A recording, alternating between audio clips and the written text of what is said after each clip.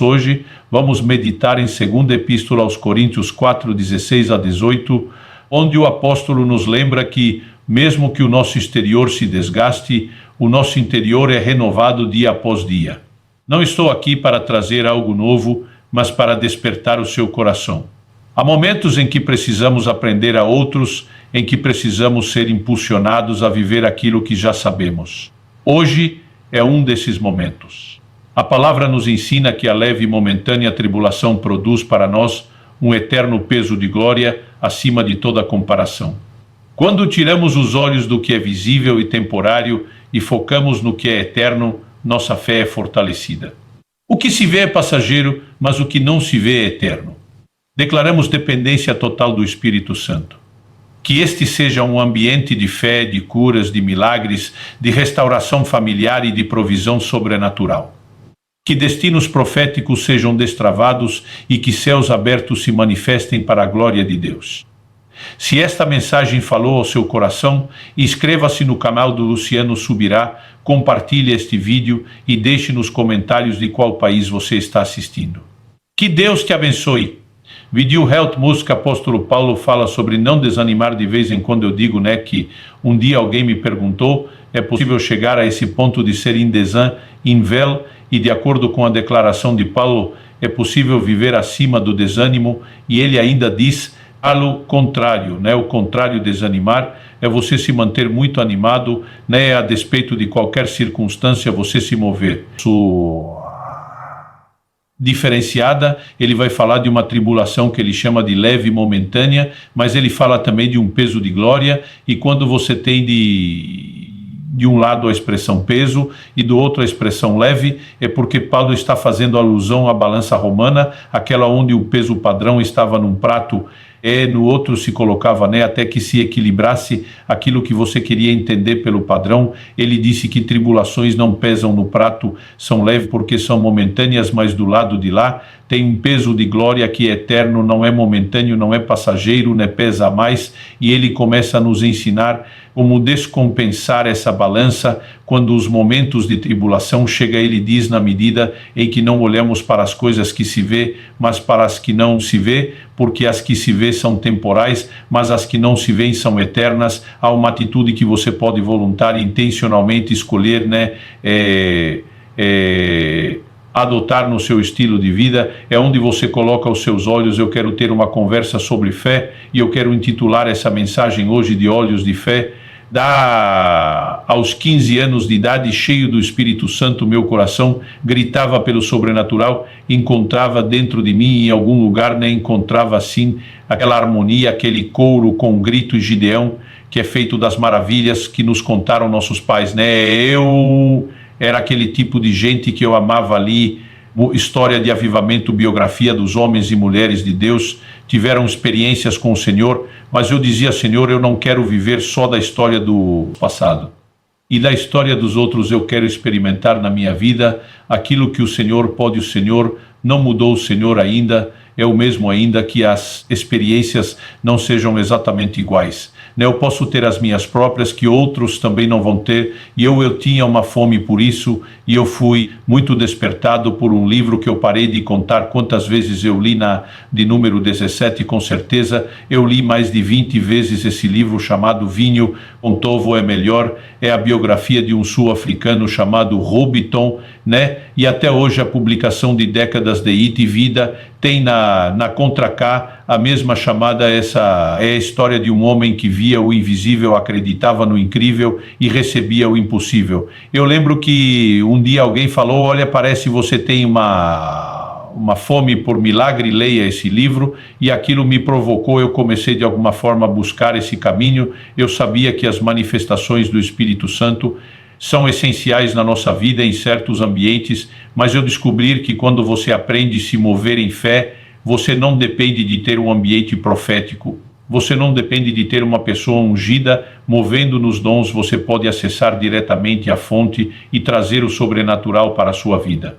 Eu sei que esse é um ambiente profético e do fluido dos dons, onde muita coisa vai acontecer, mas você pode ver o da direita, receber o da frente, receber o da frente, receber o de trás, receber, e você fique se questionando e comigo, mas se não acontecer nesse ambiente, você pode sair daqui também com oração, não só cheio de fé, mas de entendimento de como você pode acessar o sobrenatural para si mesmo. Então, eu comecei a aprender bem cedo a importância de andar em fé. O que o apóstolo Paulo está falando aqui é sobre fé. Se você olhar, por exemplo, o verso 13, nós começamos a ler no 16, no 13, ele diz: tendo, porém, o mesmo espírito de fé, como está escrito, eu crio por isso. Falei também, nós cremos, e por isso também falamos a uma atitude correta, alinhada à ação do Espírito Santo, que é chamado nas Escrituras do Espírito da Fé, que pode mudar completamente a minha e a sua caminhada, mas nós precisamos entender o que é fé, nós precisamos entender como ela opera, porque muitas vezes nós estamos tentando crer sem saber exatamente o que é a fé. Eu já vi muito crente na hora da oração fazer cara de fé, careta, ele está orando, ele faz força, ele geme, ele de alguma forma, ele tenta externar alguma coisa, mas a verdade é que eu e você precisamos compreender exatamente o que é a fé e a natureza da fé. Em Hebreus, no capítulo 11, no verso 1, nós temos uma das melhores definições de fé que a própria Escritura apresenta: a fé e a certeza das coisas que se esperam e a convicção das coisas que não se veem. Você pode repetir comigo, diga convicção, convicção das coisas que não se veem, coisas. E segundo aos Coríntios 5:7, o apóstolo diz: visto que andamos por fé e não por vista. Aliás, ele está falando isso logo depois, a gente leu os últimos versículos do capítulo 4, logo depois ele vai de novo falar de fé, assim como falou antes, e diz: visto que é, e não por vista. Eu aprendi, baseado nessas declarações principais de fé, que a fé é um passo no escuro, que você não precisa enxergar nada. Mas à medida que o tempo passava, e eu estudando a Bíblia, eu comecei a entender. Falei: não, a fé não é um passo no escuro, a fé parece um passo no escuro. Para quem está nos assistindo, dá o passo de fé. Quem dá o passo de fé sabe exatamente aonde está pisando, e ele enxerga o que os outros não estão enxergando. Então, se por um lado a Bíblia fala que fé é a convicção do que não se vê, por outro lado eu e você precisamos entender o que a palavra de Deus diz a respeito de Moisés. Em Hebreus capítulo 11, verso 27, a Bíblia diz que Moisés ficou firme como quem vê o invisível, ou seja, a fé, ela ignora a visão natural das coisas e ela tem a sua própria visão. É por isso que eu quero usar aqui a expressão olhos de fé. O apóstolo Paulo está falando de uma escolha, não atentando nós nas coisas se vem com o olho natural, mas atentando naquelas que não se vê. A palavra atentar aqui, ela significa literalmente fixar os olhos, colocar, ajustar seu foco. Aliás, NV e traduziu isso não fixando os olhos nas coisas que se vê, mas sim naquelas que não se vê. O S não se vê. Como é que nós fixamos os olhos? Não são os olhos naturais, são os olhos da fé. E eu e você precisamos entender exatamente como isso funciona, porque muitas vezes as pessoas estão pensando: não, Deus está me chamando a não enxergar nada, não, Deus está te chamando a enxergar algo diferente do que os seus olhos naturais vê. E essa é a natureza da obra da fé. A fé tem uma confissão, a fé tem obras, mas a fé também tem uma visão. Eu quero que você vá comigo para o livro de Gênesis, no capítulo 15. A Bíblia se refere várias vezes a Abraão como sendo do pai da fé. Novo Testamento apresenta isso. Paulo, escrevendo aos Romanos, escrevendo aos Gálatas, ele vai falar a respeito de Abraão como pai da fé. Na verdade, em Romanos, no capítulo 4, ali nos versos 11 e 12, a Bíblia diz que Abraão deixou pegadas de fé, ou seja, um modelo para que eu e você possamos seguir. Então, Abraão, ele não apenas é uma boa referência, nós podemos olhar para ele da perspectiva do Antigo Testamento, dizer que ele é a referência e não apenas uma boa referência sobre o que andar em fé. E a Bíblia nos mostra o momento onde Deus fala com Abraão. Abraão tinha uma promessa, o tempo está passando e as coisas não estão acontecendo, quando já descobriram que a maior parte das promessas de Deus não são instantaneamente cumpridas. Quem já percebeu na prática? E a Bíblia começa Gênesis capítulo 15, a partir do verso 1, dizendo assim: depois desses acontecimentos, a palavra do Senhor veio a Abraão numa visão, dizendo: não tenha medo, Abraão, eu sou o seu escudo. e lhe darei uma grande recompensa. Verso 2. Abraão respondeu: Senhor, Senhor Deus, que me dará se continuo sem filhos? Tipo, o que o Senhor falou não cumpriu ainda, e o herdeiro da minha casa é o Damasceno Eliezer. Então Abraão continuou: Tu não me deste descendência, um servo nascido na minha casa. Eis que a palavra do Senhor veio a ele. Diga comigo: a palavra do Senhor veio a ele. Gente, o fundamento da fé é a palavra de Deus. Romanos 10:17 diz que a fé vem por ouvir, e ouvir a palavra. Tem muito crente frustrado dizendo: eu tentei crer, mas ele inventou o que ele queria crer. Ele não teve uma fé despertada pela palavra de Deus, nem pela palavra escrita, e nem tampouco, às vezes, por uma palavra específica, personalizada, profética, como a que Deus trouxe para Abraão. Abraão não tinha uma Bíblia na mão para ler, mas quando a palavra de Deus vem a ele, qual era? Verso 4, eis que a palavra do Senhor veio a ele, dizendo: este não será o seu herdeiro, pelo contrário, aquele que será gerado por você, esse será o seu herdeiro. E a partir do momento Deus dá essa palavra. Olha a didática que Deus aplica com Abraão, verso 5. Então o Senhor levou para fora e diz: olhe para os céus, conte as estrelas, se puder contá-las, e disse: assim será a sua posteridade. O verso seguinte diz: Abraão creu no Senhor, isso lhe foi atribuído por justiça. Durante muito tempo esse texto me gerou uma crise, porque eu pensava: se a fé é convicção do que não se vê, por que Deus está tentando colocar uma imagem diante de Abraão? O que Deus disse? Sai da tenda a contar as estrelas, se é que você pode contá-las. E durante muito tempo eu pensava: bom, Deus quer trazer um paralelo de que assim como ele está vendo isso, ele pode vislumbrar outra coisa, e demorou muito para eu perceber um detalhe. Eu quero que você olhe comigo a sequência. O verso se diz que Abraão creu no Senhor, isso lhe foi atribuído por justiça. Deus continua falando, verso S, o Senhor disse também: eu sou o Senhor que o tirei de Ur dos Caldeus para lhe dar essa terra como herança. Mas Abraão perguntou o Senhor: como saberei que vou herdar essa terra? O Senhor respondeu: traga-me uma novilha, uma cabra, um cordeiro, cada qual de TRS anos, uma rolinha e um pombinho. Quando você só lê o verso 9, pode parecer que Deus está pedindo só um sacrifício. Quando você lê o verso 10, você entende que o que está acontecendo aqui na cultura dos povos antigos do Oriente é um ritual de aliança. Olha o que diz o verso 10: Abraão trouxe todos esses animais, cortou-o pelo meio e pôs as metades uma diante das outras. Esse é o detalhe. Cortar pelo meio, colocar, as metades uma diante da outra. Em Jeremias 34:18, Deus diz assim: falei com os homens que transgrediram a minha aliança e não cumpriram as palavras da aliança que fizeram diante de mim, o mesmo que eles fizeram com o bezerro que cortaram ao meio para passar entre as duas partes. Deu o profeta Jeremias falando da parte de Deus. O rito de aliança, Deus está dizendo: eles cortaram andar entre as partes e não cumpriram. Eu vou fazer com eles a mesma coisa. Eu vou romper a minha aliança porque eles não sustentaram a deles. Evidente que isso era um rito de aliança. Então o verso continua e diz assim: as aves, porém, não cortou pelo meio. 11 aves de rapina desciam sobre os cadáveres, porém Abraão as enxutava. Ele está tentando preservar o cenário, e ele diz: eu vou entrar numa aliança com Deus nesse lugar agora. Olha o verso 12: ao pôr do sol, um profundo sono caiu sobre Abrão, e grande pavor e densas trevas tomaram conta dele. Daqui para frente Deus vai falar sobre o futuro, como a descendência dele iria peregrinar na terra do Egito, como levariam 400 anos numa condição até mesmo de escravidão, para depois saírem. Mas eu quero chamar sua atenção para o início do verso 12, quando foi que um profundo sono caiu sobre Abraão.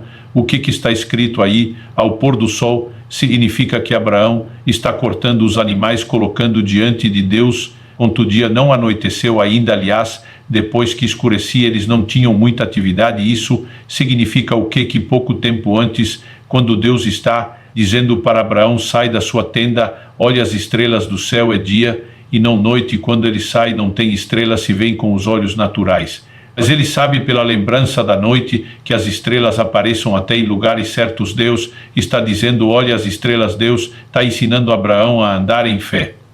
Ele está dizendo: você pode enxergar o que ninguém está enxergando. Eu estou te dando uma palavra nesse momento. Você está enroscado na realidade natural. Eu não tenho descendentes, o meu herdeiro será o meu escravo. Deus diz: não, eu tenho te prometido um descendente, você terá um descendente. Essa descendência vai multiplicar. Enxergue o que eu estou falando. Olhos de fé significa você visualizar a materialização da promessa antes de que aquilo que Deus prometeu tenha se concretizado. Normalmente nós não vamos entrar no lugar daquilo que Deus tem falado se não passarmos por esse processo. É bonito olhar para Abraão e chamá-lo de pai da fé, mas como eu disse, Romanos 4,12 diz que ele deixou pegadas de fé, e há momentos onde eu e você vão ter que sair, diria, da nossa tenda.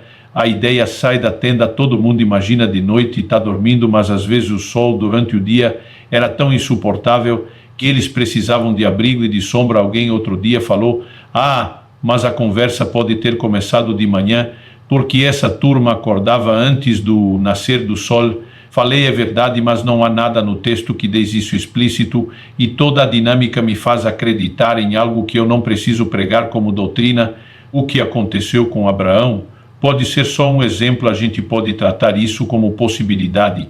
Mas quando você olha para as Escrituras, é um fato, nós precisamos aprender a enxergar aquilo que Deus falou e ainda não se materializou, e normalmente você enxerga primeiro para materializar. Depois, qual era a crise de Tomé? Tomé está dizendo: se eu não ver a marca do escravo, se eu não colocar a mão, eu não creio. Jesus aparece e depois diz: Tomé, bem-aventurados que não viram e creram, porque a crença não depende da vista, e eu e você somos chamados a esse lugar de bem-aventurança que a gente não precisa tocar. Primeiro, uma promessa cumprida, nós podemos deslumbrar, antes nós podemos crer, antes e cooperar com Deus, gerando, gestando até dar à luz o cumprimento daquela promessa.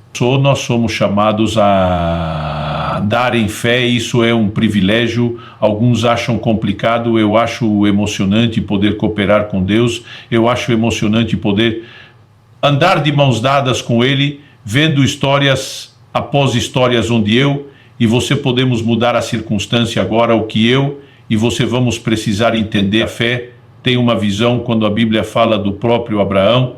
Vamos lá para Romanos, a releitura que o apóstolo Paulo faz a respeito do patriarca. Romanos, capítulo 4, de 19 e 20, e começar no 18, Abraão, esperando contra a esperança, creu. Diga comigo: esperando contra a esperança, esperando contra a esperança, creu. Não vamos botar vontade nesse creu aí, gente, esperando contra a esperança, esperando contra a esperança, creu, para vir a ser o pai não só de uma pessoa, não só de um herdeiro, pai de muitas nações, segundo lhe havia sido dito assim, será sua descendência. A fé, ela se fundamenta numa palavra de Deus, lembre disso. E o 19 diz: e sem enfraquecer na fé levou em conta seu próprio corpo, já amortecido, tendo ele quase 100 anos, e a esterilidade do ventre de Sara, não duvidou por incredulidade da promessa de Deus, mas pela fé se fortaleceu, dando glória a Deus, estando plenamente convicto de que Deus é poderoso para cumprir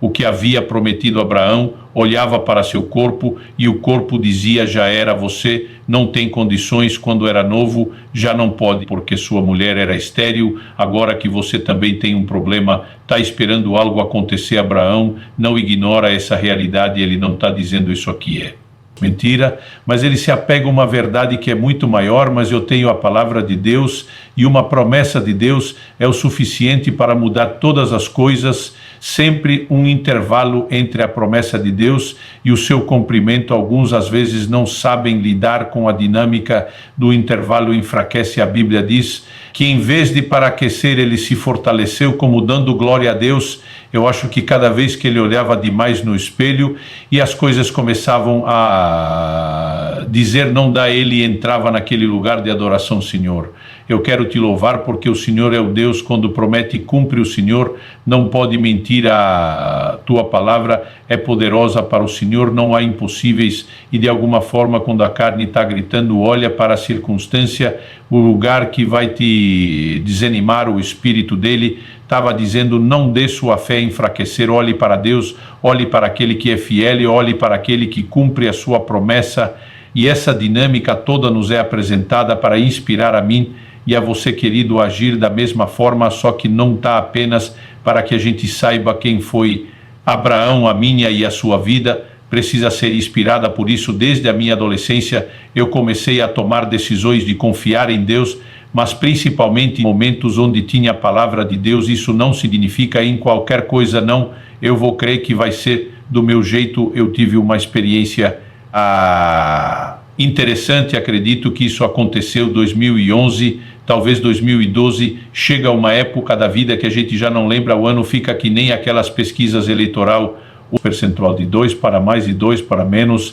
Então vamos jogar entre 2010 a 2013, eu acho que foi 2012 cá, e eu tínhamos nos proposto a fazer uma viagem para a Índia, né, e estaríamos participando de uma viagem missionária com o intuito de apoiar um projeto, mas eu lembro que era um momento assim de muito desafio. Nós estávamos numa época que era na nossa vida muito mais de semeadura do que colheita, e eu lembro que estava assim já uns 40 dias para viagem, e eu não tinha ideia de onde poderia ter recurso para fazer aquela viagem. Nós faríamos a viagem no mês de agosto, né, para chegar à Índia. A gente tinha que ter conexões pela Europa, né, agosto, julho, agosto, é verão tanto na América como na Europa, é alta temporada, tudo caro. Eu lembro que na época, nessas passagens M daquele dava assim, para não dizer R$500, era alguma coisa 8.496 euros. Eu lembro que um dia um missionário entra em contato comigo lá da Índia, disse: cara, ainda não planejei as coisas que eu estou esperando se emitir a passagem. Falei: então eu não sei se eu posso ir. Falou: por quê? Não falei: cara, até agora eu não tenho a menor condição de emitir a passagem, eu não sei como vai ser isso. Eu lembro que do outro lado ele falou: se você me disser que tem uma palavra de Deus para não vir, eu respeito e desmarco. Agora, se você não tem uma palavra de Deus para não vir, não me venha com essa conversa mole, porque você é um homem de fé, você me inspirou a vida inteira com história e testemunho de fé, então não venha com essa de eu fiquei com raiva do jeito que ele falou comigo. Já estou me dispondo aí, estou bancando tudo, e o camarada ainda vem dar de dedo, e eu fui orar de raiva: Senhor, estou aqui só para dizer, e aí mas quase que pedindo, dar uma palavra para ir. O Espírito Santo falou assim: eu coloquei no seu coração fazer a viagem, não há motivo para que você diz isso, então manda o recurso primeiro. Quando eu falei isso, o Senhor falou: essa ideia de ter primeiro e gastar depois é muito boa e sábio, você vai continuar usando isso na sua vida financeira pessoal. Ele falou: mas quando eu te mando fazer algo, você obedece, você não estabelece o padrão e as normas. Eu entendi na hora F, o Senhor está mandando eu ir, a responsabilidade é sua. Gente, eu não consigo explicar a fé, que a fé é um surto, porque de repente não tem razão que te segura mais. Eu simplesmente passei a mão no telefone, na época acionei uma agência, falei: pode emitir as passagens, e eu dei o cartão de crédito. Pensando como é que vamos fazer isso, a gente resolve depois. Gente, eu lembro até hoje, sexta, 13 de junho, sexta-feira seguinte, dia 20 de junho, está pregando em outro estado, e uma pessoa me procura no final da reunião e disse: pastor, te acompanho muito, mas é a primeira vez que acompanho à distância que eu venho te ouvir pessoalmente. Mas ele falou: na verdade não vim aqui apenas para te ouvir, eu viajei uma boa distância, apesar do Senhor estar no meu estado, porque Deus me incomodou com algo. Ele me disse: Senhor, tem uma viagem para fazer, e que era para eu cooperar com o Senhor nisso. Quando tudo, ele está falando já dentro de mim um sorriso, eu penso: mais uns 10 desse está resolvido. Ele falou: mas eu não tinha dinheiro comigo para te entregar agora, o Senhor se importaria de me dar os dados bancários?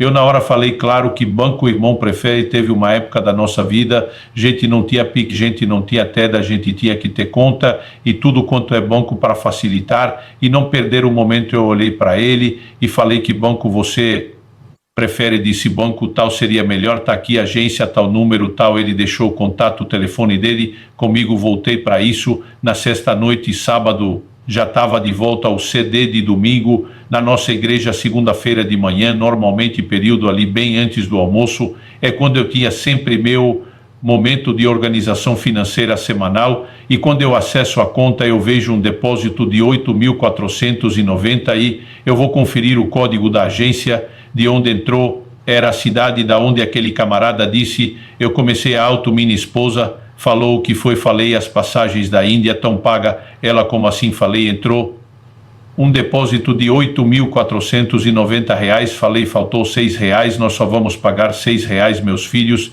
estavam voltando à escola, e o Israel viu na hora de entrar e falou, pai, deixa que ou 6 eu pago, hora que ele veio o Godino, eu falei, filho, dá 5 para o papai dizer que pagou alguma coisa, eu estava falando isso, o telefone toca, quando o telefone toca eu atendo, era o irmão da tal cidade, ele falou, pastor, o senhor já olhou a conta? Eu falei, já olhei, ele falou assim, eu estou te ligando porque eu estou curioso, eu falei curioso com o que ele falou, acertei o valor, eu quero saber se Deus realmente falou comigo, falei, na verdade morreu por 6, era 496, falei, a próxima Deus, porque ele falou, Deus me disse não chegava em 8.500, eu falei a próxima vez, Deus falar que não chega arredonda para cima, filho, 8499, eu fui tirar a onda sem esperar o que vinha, ele falou, pastor, devem ter te informado que na venda dos seus livros ficou um troco de R$10 que não era de compra de livro, que era uma oferta para o ministério,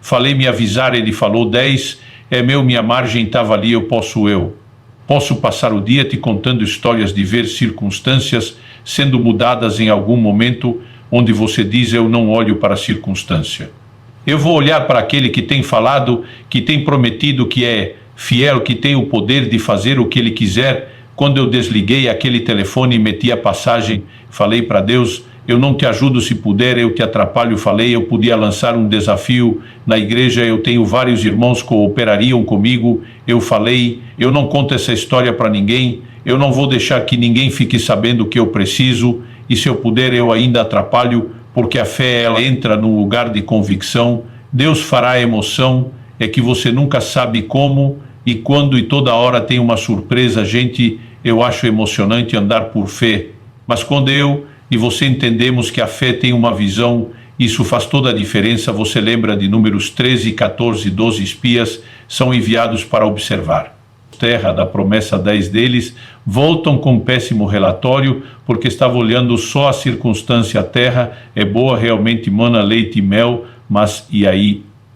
Vem a Récia, mas tem gigante, eles habitam em cidades fortificadas, as cidades fortificadas estão nos altos dos montes, traduzindo a terra é boa, mas impossível a gente acessá-la, se nós temos uma promessa com que seria impossível, Josué e Caleb bate o pé do outro lado e diz, conversa é essa, ausentou-se deles falando do gigante, a sua defesa, a sua segurança, o Senhor está conosco, nós vamos consumi-los como pão, gente, uma geração inteira. A Bíblia diz, eram 600.000 homens de guerra de 20 anos de idade, para cima que puxavam da espada alistado no exército, 600.000 homens, só dessa geração inteira entraram na terra prometida a Josué, e Caleb a promessa não era só para os dois, era para todo mundo, só que Hebreus 3,19 explica, vemos que não puderam entrar por causa da sua incredulidade, a incredulidade ela anula a concretização da promessa de Deus na vida de qualquer um de nós, nós precisamos entender que tem uma palavra de Deus, não significa que você espera sentado, você interage, você cria, você coopera, você participa, foi o que Deus disse para o próprio Abraão, Gênesis 18:19, o Senhor diz, eu escolhi, para que ele ordene sua casa a seus filhos depois dele, para que guardem o caminho do Senhor, pratique a justiça e o juízo, para que o Senhor faça vir sobre Abraão, que tem falado a seu respeito, Deus está dizendo,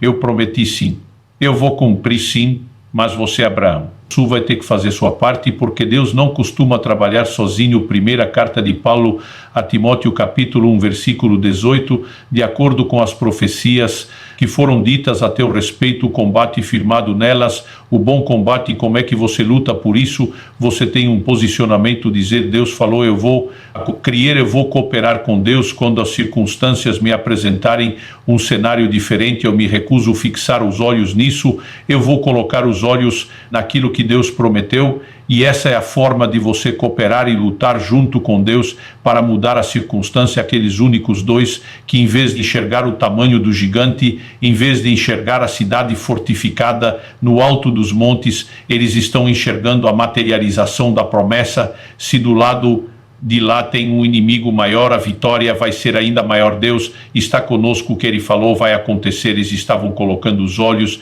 onde no cumprimento da promessa de novo.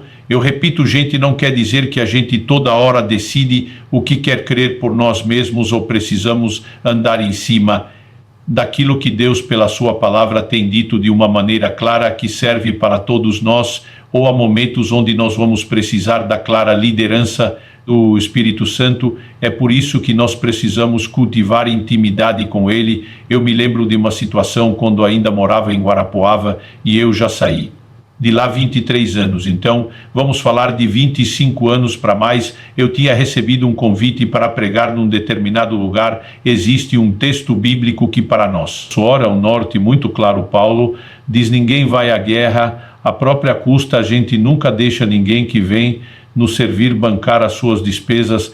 Tem que ter uma situação de uma palavra de Deus muito específica.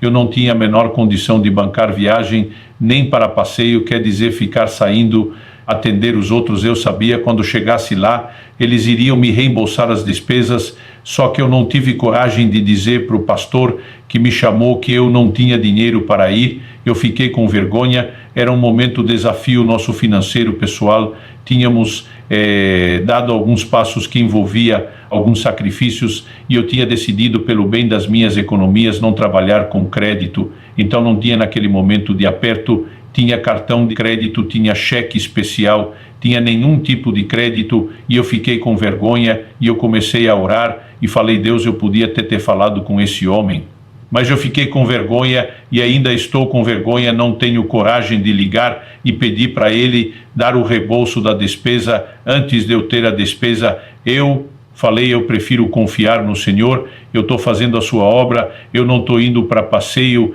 eu conto com a sua provisão. E eu comecei a orar os dias. Esta ter lhe dado, desde passando nada acontecia, as semanas foram passando, nada acontecia. O dia da viagem está chegando, eu lembro que minha esposa falou, e aí como será, era o domingo, minha viagem era na quinta. Eu falei: amor, até esse domingo eu estava esperando que alguma coisa acontecesse sozinho. A partir de agora, de hoje até o almoço da quinta-feira, eu vou esperar que Deus use alguma pessoa, alguma situação fora do contexto. Ela falou: se não acontecer, você vai ligar. Eu falei: não, se não acontecer, eu entendo que Deus vai usar alguma pessoa de outro lugar, mas eu me recuso a ligar. Eu escolhi confiar em Deus, mas eu tenho uma convicção sobre IS, o diferente em outros momentos. Parece que eu sei que era exatamente o que eu tinha de fazer. Eu lembro que no almoço da quinta-feira ela disse, e aí alguma coisa aconteceu, eu falei: ainda não. Aí disse: como é que vai ser? Falei: eu vou te deixar na escola. Trabalhava numa escola o período da tarde, e hora que eu te deixar já vou para o caixa eletrônico. E eu só saí de lá com dinheiro. Eu lembro que eu cheguei no banco mais ou menos 1h30, tirei o saldo zero. A gente brinca que hoje em dia só de estar zerado no banco já é prosperidade. Não tão devedor, mas não resolvia meu problema. Falei para Deus: vou te dar um tempinho mais porque eu tenho que resolver umas coisas da viagem daqui a pouco. Eu voltei 2 horas, voltei 2h30, quando cheguei ali, já perto das 3, falei para Deus: nem saio mais. Quando estava dando perto de 3 horas, perguntei para um funcionário do banco, falei: paga para ficar tirando o saldo de impresso aqui? Falou: saldo, não, extrato sim. Eu já estava com calhamaço de saldo, eu guardei isso um tempão. Toda hora eu consultava. Na época não tínhamos a possibilidade de visualizar isso online. Aí o camarada olha para mim e fala: mas de onde veio o dinheiro que você está esperando? Eu penso: bicho, seguindo que ele tem a ver com isso. Acho que ele viu assim minha reação, linguagem corporal, que ele falou: não é, porque dependendo da cidade de onde vem, no interior os bancos fecham às 3 e não às escuro, então talvez sem eu não receba mais dinheiro. Eu falei: fica tranquilo que o dinheiro chegar hoje. Não fazia ideia. Falei: como é que vou explicar para ele que eu não sei de onde veio o dinheiro? Gente, minutos, eu tirando o saldo zerado, quando faltava minuto antes que eu tirei o saldo zerado, falei para Deus: agora é um atrás do outro, já que não paga mesmo, eu tirei o próximo. Eu me arrependo de não ter guardado isso durante muito tempo. Ficou, mas de repente tinha aquelas manias de não ser acumulador e limpar. Eu acabei jogando muito papel fora. E eu joguei esse troféu junto porque eu tinha aquele Calama 4 horas 0 minutos 22 ou 23 segundos, o valor exato que eu precisava para viajar, tinha acabado de entrar. Eu peguei o cartão, saiu o dinheiro e saquei o dinheiro, e antes de sair mostrei para o funcionário, assobiando: um Deus é fiel, sabe. Mas o interessante é quando eu voltei da viagem, eu fiquei curioso de onde via esse dinheiro. Então, na época, a gente não tinha esse acesso online, fui na IPID, a um funcionário falei: eu preciso muito saber de onde veio o dinheiro que entrou na minha conta, pelo menos a procedência. A pessoa falou: vou dar uma olhada aqui no seu extrato, falou: olha, esse código é da cidade tal, uma cidade norte de interior, pequena de um estado onde eu tinha pregado. Eu pensei, eu só passei lá uma única vez, só tive lá uma vez, não conheço mais ninguém tem meu número de conta. Peguei, liguei para o pastor onde eu tinha pregado lá, falei: por acaso você fez um depósito na minha conta semana passada? Ele falou: fiz, mas não esperava que você descobrisse que fosse. Eu falei: por que não? Ele falou: pastor, eu fiquei com vergonha. Aconteceu uma coisa aqui interessante, eu tenho um horário de almoço muito apertado, e como minha casa é bem próximo do lugar de trabalho, eu vou almoçar em casa, mas o tempo é muito curto. A hora que eu entrei, passei na frente da escrivania do meu escritório do Espírito Santo, falou comigo: vá fazer uma faxina naquelas gavetas. Eu falei: Senhor, eu mal tenho tempo. O Espírito Santo dizia: vá fazer isso. Agora comecei a tirar aqueles de papéis, se olha que está aqui, não precisa. Daqui a pouco eu olho uma folha com controle do material de venda dos seus livros de um ano atrás, acho que era mais de um ano que isso ainda está fazendo aqui, já foi um ano de subir, veio, amassei, joguei no lixo. Quando joguei no lixo, o Espírito Santo falou: pega, refaça todas as contas. Ele falou, e quando eu fiz as contas, eu descobri que nós fizemos um acerto errado e faltou o dinheiro, e eu fiquei com vergonha. Tia ligar um ano depois com contar a história, pensei: só vou pagar e fica tudo certo. Como é que o Senhor descobriu que fui eu? Falei: esse é um outro passo. Deixa eu de fazer outra pergunta. Na sua cidade o banco não fecha às 3, era uma cidade pequenininha. Ele falou: fecha. Eu falei: que hora você foi fazer esse depósito? Ele falou: pastor, eu fui ali antes da uma mesmo. Eu falei: você fez no caixa eletrônico? Ele falou: não, eu tenho um amigo que é funcionário do banco e eu deixei com ele para ele fazer, mas ele provavelmente deve ter feito isso depois. Fechou o banco? Falei: ele fez depois que fechou o banco. Ou como é que você sabe? Eu falei: porque eu estava plantado do lado do caixa eletrônica desde a hora do almoço, com a convicção de que na hora do almoço Deus resolveria o meu problema. E aquilo não se resolveu até às 4 horas, quando eu contei. Ele ria. Falei: a próxima vez Deus te depositar um dinheiro, vá na boca do caixa, não seja preguiçoso. Aí eu contei para ele como eu tinha descoberto. Eu posso passar horas contando história atrás de história de como temos isso, Deus mudar circunstâncias. E sabe, nós precisamos tomar uma decisão de viver no sobrenatural. Eu vou repetir: eu amo ambientes como esse. Coisas extraordinárias vão acontecer nessa conferência, mas você não precisa disso para ter milagre. Isso aqui é um PL, é algo mais. Cada um de nós tem acesso direto, cada um de nós pode acessar a Deus por meio do nome de Jesus. Eu fico doido às vezes quando alguém chega: pastor, só pode orar por mim porque eu sou a mais chegado homem lá cima. Falei: pronto, agora temos outros mediadores, além de Jesus. Gente, cada um de nós, pelo nome de Jesus, pelo sangue de Jesus, pode entrar com ousadia no Santo dos Santos. Nós podemos orar e ser ouvido. Você sabe o que significa orar em nome de Jesus? Você está agindo sobre procuração quando você ora em nome dele. É como se fosse ele orando, você está orando debaixo de uma procuração dele. Você o representa como se fosse ele orando agora. Quando Jesus está para restar Lázaro, você lembra qual oração que ele fez lá em João 11? Pai, graças te dou porque sempre me ouves. Eu peço para si, Deus sempre ouve Jesus. E quando eu estou orando o nome dele, é como se ele está orando: como é que eu não vou ser ouvido? O problema de alguns de nós que a gente fica a terceirizar, dizendo isso é para alguns poucos privilegiados. Não, meu querido, é para quem tem fé. Agora você vai ter que fortalecer a sua fé, você vai ter que aprender a andar em fé. E sabe, tem crente que reclama: apareceu problema, apareceu isso. Eu digo: Gente, talvez tenha sido um longo treino de caminhar em fé, mas cada vez surge um problema, fico pensando, é mais uma chance de ver milagre, é mais uma oportunidade de ver o dedo de Deus, é mais história por currículo de fé. Nós precisamos aprender a acessar o sobrenatural. Quem está entendendo, diga amém, amém. Então, deixa-me dizer, nós falamos que a fé é a convicção do que não se vê, mas ela também tem uma visão. Deixa eu tentar te explicar como a fé opera. Abra a sua Bíblia comigo no segundo livro de Reis, do capítulo 6. Eu quero que você leia comigo do verso 15 ao 17, enquanto você localiza o texto e deixa dar um pano de fundo. O rei da Síria, que estava em guerra contra Israel, preparou algumas armadilhas contra o exército de Israel. Várias vezes o profeta Eliseu chegou para o rei de Israel e disse: não passe em tal e tal lugar, porque o rei da Síria colocou armadilhas diante de você. Ele ia lá, enviava alguns espiões, reconhecia emboscada e escapava. A Bíblia diz que isso não aconteceu nem 2, nem 3 vezes, ou seja, várias. Daqui a pouco o rei da Síria tem uma reunião de cúpula com seus oficiais e diz: quem é o delator? Quem que está dando com a língua nos dentes? Quem que está entregando nossos planos para o rei de Israel? Porque não há chance dele escapar de tudo aquilo que a gente está preparando contra ele.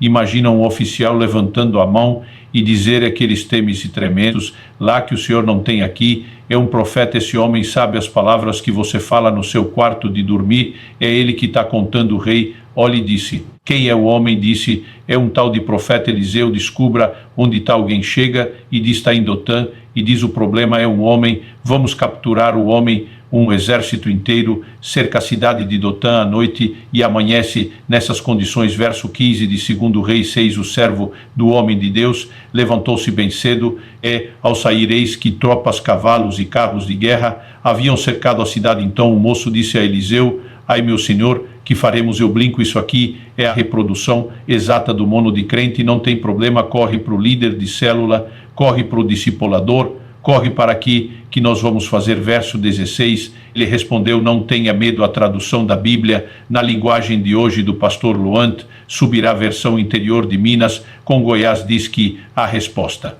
dele é: calma rapaz, não é nem rapaz, é rapaz, calma rapaz.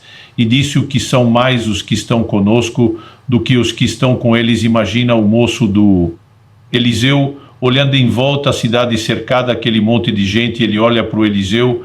1, 2, 2, 1, aquela declaração de Eliseu não faz o menor sentido, porque Eliseu não está falando aquilo baseado nos olhos naturais. Eliseu está falando aquilo baseado no entendimento do plano espiritual. Verso 17, Eliseu orou e disse: Senhor, peço-te que abras os olhos dele para que veja. Que olhos? Os olhos naturais estão vendo bem. É por isso que ele estava apavorado com o problema. Ele não estava olhando pelos olhos naturais. A Bíblia diz assim: o Senhor abriu os olhos do moço e ele viu que o monte estava cheio de cavalos, carros de cavalos, carros de canara. Aí ele vê um exército de verdade. Meu amigo, eu não sei como você agiria. Eu gosto de ler a Bíblia colocando lá dentro da história, me imaginando o lugar desse moço, nessa hora enxergando esse exército celestial. Eu ficaria mate valente. Eu já me liberto, até provocando os caras dando de língua: vem agora, o que é que eu? E você precisamos entender, quando o moço vem falando que viu o problema, ele está mentindo. Não, quando Eliseu diz: ei, fica tranquilo, porque em maior número são os que estão conosco do que os que estão com ele. Eliseu está mentindo. Não, cada um está falando a verdade, mas cada um está falando a verdade de uma dimensão. O moço vem com a realidade de uma dimensão natural. Eliseu responde: sou.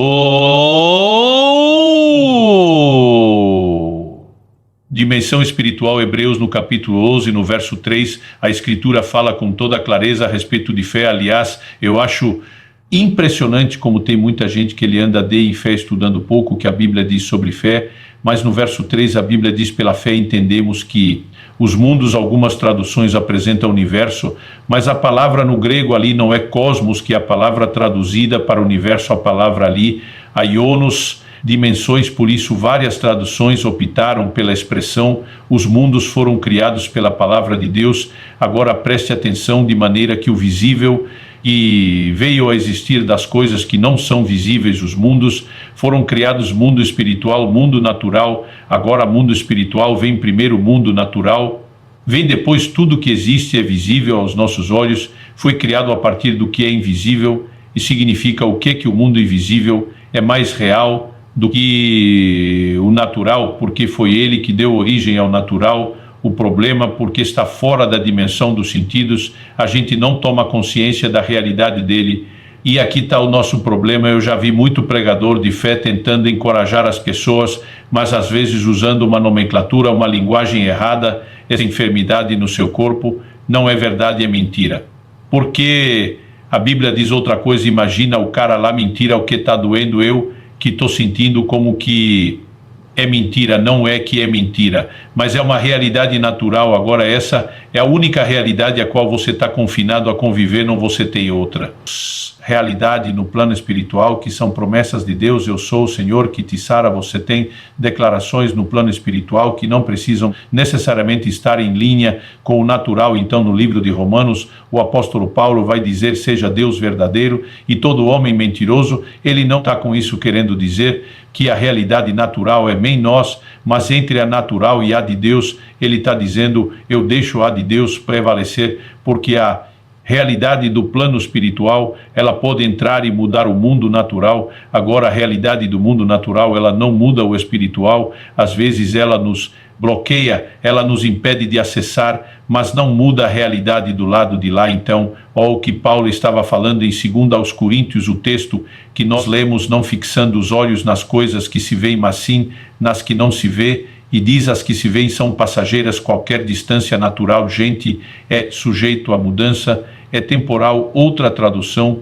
inclusive, diz: isso são temporais. Hoje você pode estar mais quebrado que ARZ de terceira, naquele estado de se chama mulher de meu bem, o banco confisca de tão endividado amanhã. Você pode estar testemunhando como virou o jogo, virou a mesa e está dando de abraçada na provisão, porque as circunstâncias mudam hoje. Você pode estar lutando com a condição de enfermidade e amanhã você pode estar testemunhando sua cura e restauração física, ou você pode estar diante de um problema familiar e amanhã você pode estar contando a história de como Deus mudou isso tudo, porque as circunstâncias mudam, mas o inverso também é verdadeiro hoje. Tu pode estar nadando na grana e amanhã vai estar tendo que lidar com a escassez. Hoje você pode estar bem de saúde e amanhã vai estar numa batalha, buscando recuperação dela. Hoje a família pode estar bem, uma crise pode estar instalada amanhã. Porque qualquer circunstância boa ou ruim é transitória, mas se ela é transitória de ruim, pode melhorar, se de melhor, pode piorar, também pode inverter de novo. Isso aqui é estável agora no plano espiritual. Nós temos verdades absolutas, porque aquilo que Deus fala é aquilo que Deus fala, não muda. Então, qual é o grande segredo da operação da fé? Eu gosto de dizer que a fé é uma espécie de portal entre os dois mundos. E aí você está aqui no mundo natural e você, em vez de começar a olhar só essa realidade, você ativa a fé. E pela fé um portal se abre.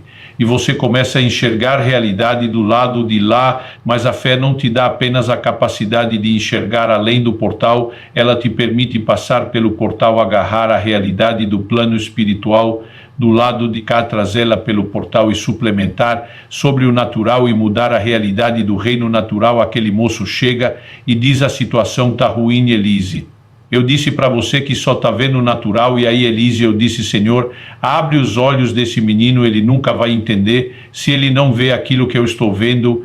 Deixa-te dizer, pessoas que mudam realidade são pessoas que enxergam o que os outros não estão enxergando agora. Nós precisamos estar afinado com Deus, seja olhar para a palavra num momento de crise, ou seja, buscar de Deus uma palavra e uma direção no momento de crise, porque isso será o fundamento da nossa fé. A gente não vê milagre, em que você fala eu quero viver milagre hoje, eu decido viver milagre hoje. Não tem algo que impulsiona a sua fé, é uma palavra de Deus. Então, em momento de crise, a gente não tem que ser emocional, mesmo em momentos onde talvez precisamos de respostas contundentes. Você não pode reagir só de forma emocional. A Bíblia diz: Jesus chega em Jerusalém, dá uma olhada no templo, vê, examina tudo, vai dormir. No dia seguinte ele volta um azurrague para virar a mesa dos cambistas. Ele não fez isso no impulso emocional.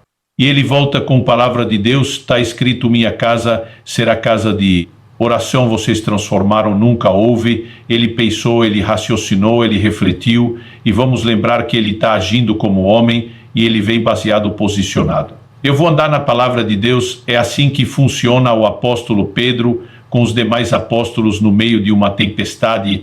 O negócio está feio. A Bíblia diz que eles saíram antes de anoitecer, então tem que ser antes das 6. A Bíblia diz: na quarta vigília da noite, Jesus vem ao encontro deles. A noite tinha 4 vigílias, às 12 horas da noite de 3 horas, primeira vigília, das 6 às 9, segunda vigília, das 9 à meia-noite, terceira vigília da meia-noite, às 3. Então Jesus vem em algum momento entre 3 e 6 da manhã. Pode ter sido 3h30, pode ser 4h30, 5h30. Na metade do lago, que era tão grande que eles chamavam de Mar da Galileia, 11 quilômetros de distância, o ponto da travessia lateral. O ruim de estar na metade é que, se você desistir, você tem o mesmo trabalho do que continuar. Mas a Bíblia diz: disse Jesus, é andando sobre as águas. Agora imagina, gente, noite de chuva, não é noite de lua, de estrelas, é noite escura. O que clareia de vez em quando é um relâmpago ou outro. Então está aquele negócio escuro. Daqui a pouco, entre uma relampear e outra, alguém vê um vulto andando em cima da água. Qual seria a sua reação? A maioria de nós já estaria dizendo: está amarrado, em nome de Jesus. Sangue de Jesus tem poder. A Bíblia diz que eles gritaram apavorado, dizendo: é um fantasma. Você já percebeu que a maioria de nós está sempre com o telefone, toca de madrugada, o coração dispara, porque tem que ser tudo menos uma coisa boa. E no momento que a turma começa a gritar, Jesus diz: não temos, sou eu. Momento Jesus disse: sou eu. O Pedro, sempre o Pedro que fala pensando e pensa falando, dizes para Jesus: se és tu, manda-me ter contigo. Jesus diz: vem. As pessoas dizem que Pedro andou sobre a água. É uma maneira muito simplista de dizer: Pedro andou sobre a palavra do Senhor.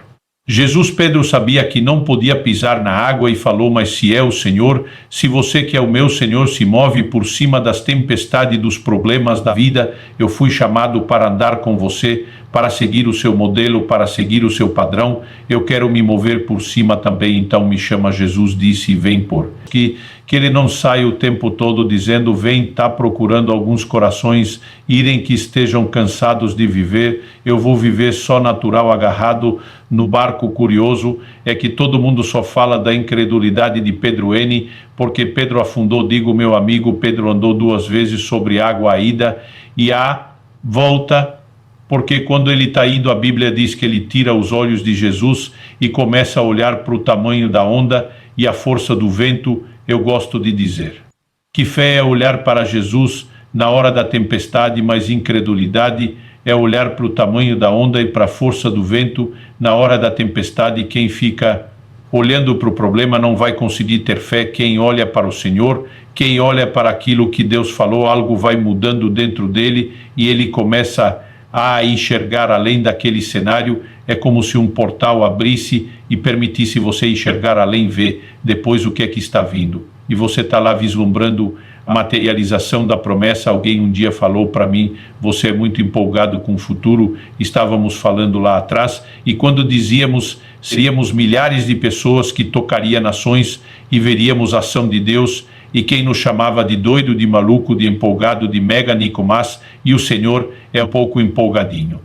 Eu lembro que eu falei para usando a frase que eu vi de alguém, nem lembro quem eu falei. Eu vi o futuro, gostei do que vi e decidi viver lá antes de chegar lá. Sabe, a fé é isso. Você enxerga aquilo que Deus vai mudar e você começa a ser norteado por aquilo. Você não só enxerga aquilo, você fala sobre aquilo. Deus disse para Abraão: estou mudando o seu nome, a partir de agora você é pai de nações. Os caras chegam em casa, fala para a mulher: Deus mudou Ó, meu nome a partir de hoje você me chama de pai de nações, não era pai de nenhum, mas a Bíblia diz que ele creu naquele que chama a existência as coisas e não são como se já fossem quando você começa a ver as coisas que ainda não são como se já são, você também começa a falar de acordo com isso.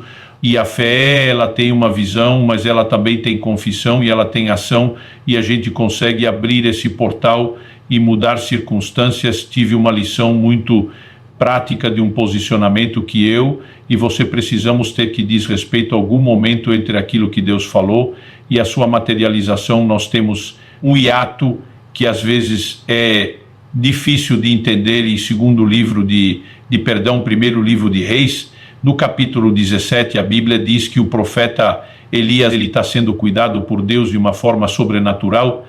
Ele anuncia uma seca que dura 3 anos e meio, junto com a seca pela falta de chuva, numa colheita, veio escassez em fome. Ele está sendo perseguido, pelo rei Acabe e a rainha Jezabel, e Deus precisa escondê-lo.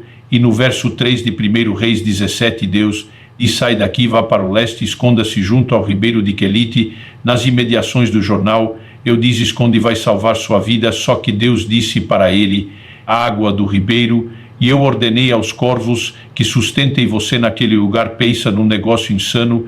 É o primeiro registro do sistema. Delivery de entrega de comida na história que você tem, está aqui. Senhor disse: você vai ficar de boa no esconderijo e os meus cowboys vão na hora certa entregar a comida para você, e você bebe da água do ribeiro. E ele está lá, só que passado alguns dias, o ribeiro secou, que não chovia sobre a terra, os covos trazendo comida, mas não tem mais água. Agora, Deus abrir fonte onde não tem água. No Antigo Testamento, o milagre ordinário já não é nem extraordinário do tanto que você tem, não era a coisa mais complicada no verso.